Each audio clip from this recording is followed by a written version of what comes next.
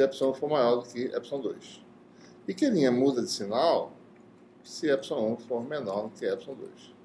Então, a curvatura das linhas de campo do lado de cima depende de quem é maior, epsilon 1 ou epsilon 2. Né? Certo? Então, se epsilon 1 for maior que epsilon 2, a carga é positiva. Caso contrário, ela é negativa. Ou seja, então, na região Z maior que zero, se epsilon 1 for maior que epsilon 2, vou botar aqui só, né? Epsilon 2, esse Q' é positivo. Então, essas linhas de campo, elas vão fazer isso, né? Algo assim, certo?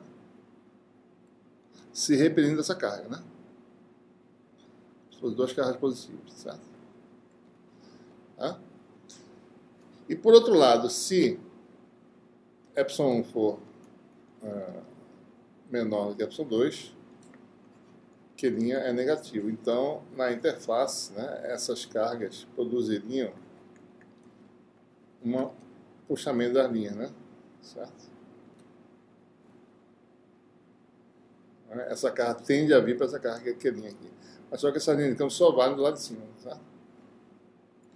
Então, nós temos exatamente essa configuração de linhas aí mostrada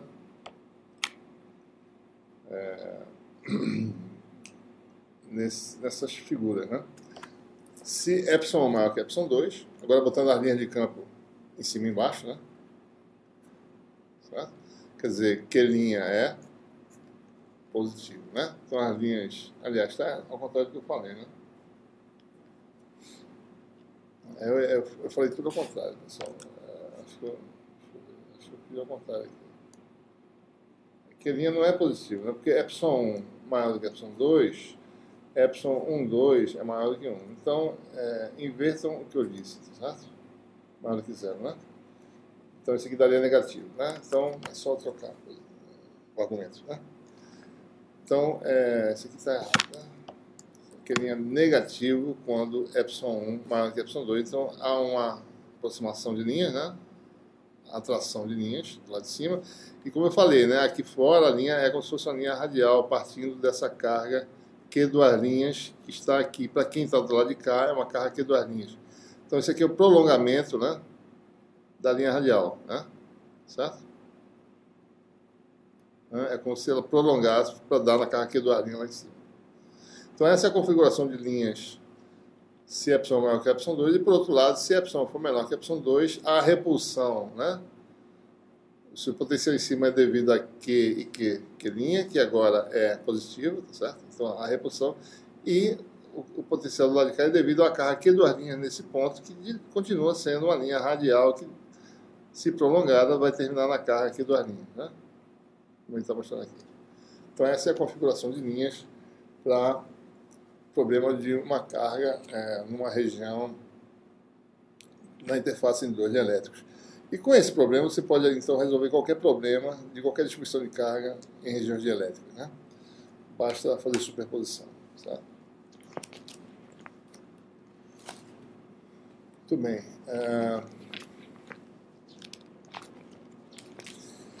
Próxima questão que a gente quer considerar aqui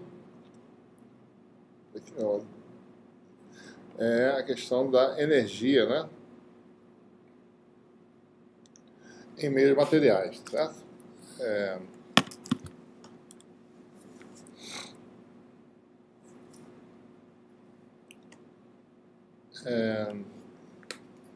Nós falamos anteriormente dessa questão, mas a gente sempre considerou meios lineares, né? Nós sabemos que há meios que sofrem não linearidade, meios isolantes não lineares, né? E a gente tem que, então, imaginar que se em um determinado tem um volume de material, tá certo? Que nesse volume, né, ele tem uma densidade de carga ρ numa determinada condição, né? E essa densidade de carga produz a função potencial φ. Eu não sei a energia, né, se o meio for não linear, né, porque você pode ter dielétricos envolvidos assim por diante. Mas eu sei que a energia vai variar, né, de uma quantidade, tá certo? Se eu variar ρ de uma pequena quantidade, Δρ, a minha energia vai variar no volume, vê? A energia total, tá certo? Vai variar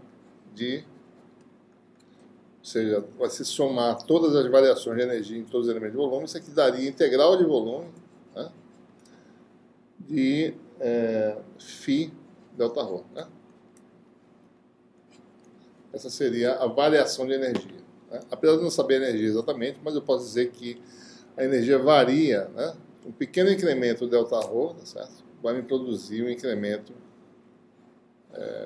num volume dV, seria na realidade a variação de energia diferencial dessa energia devido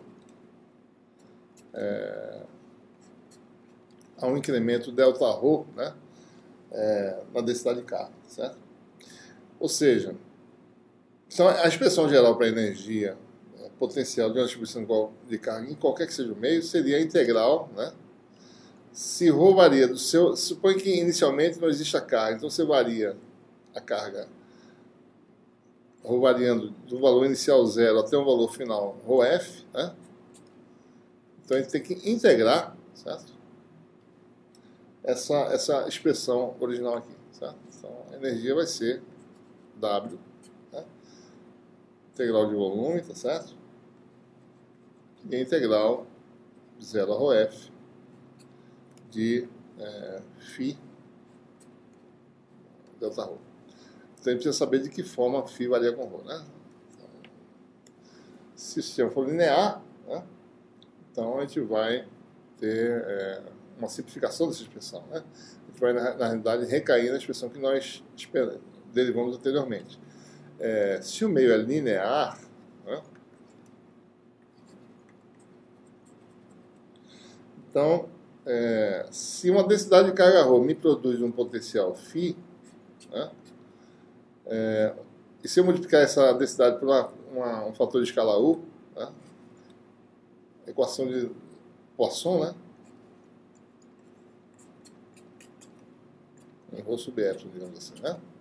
Se eu multiplicar ρ por um fator de escala, a minha função φ é a mesma função multiplicada por esse fator de escala. Então, isso aqui você tem como solução a função U φ. Tá? Certo? A gente olha pela linearidade da equação de Poisson. Então, no meio linear, quem governa o problema é a equação de Poisson. Certo? Então, observe, né? Então, no valor final, ρf, né, você tem o potencial φf, né? Eu posso dizer que ρ é um valor intermediário, uma fração U do valor ρf, tá certo? Onde U é uma variável que varia de 0 até 1. Né? Então, ρ varia de 0 a ρf, quando U varia de 0 a 1. Né? Então, observe que na nossa expressão aqui, né, φ Δρ,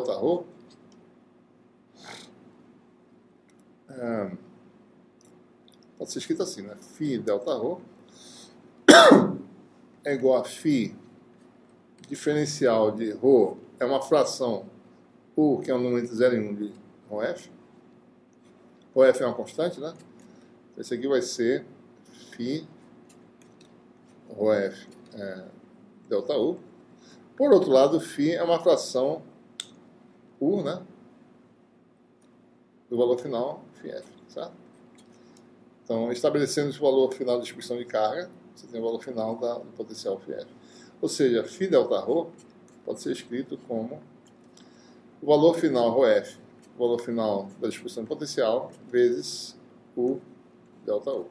Então, a gente faz uma mudança de variáveis, né? Em vez de variar ρ de 0 a ρf, a gente varia U de 0 a 1 e obtém a energia, né, no sendo integral de volume, dV, integral de 0 a 1 de ρf, φf, que são constantes, né? Constantes em termos de...